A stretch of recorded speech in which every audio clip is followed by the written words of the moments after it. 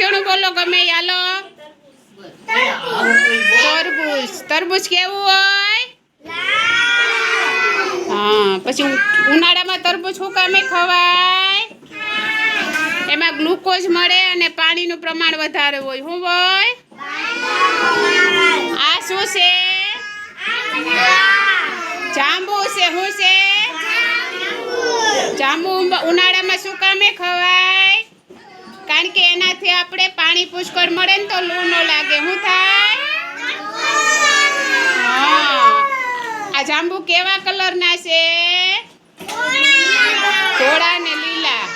એનો આકાર કેવો છે? અડદિયા જેવો. કેવો? તમને બધાને જાંબુ ભાવે?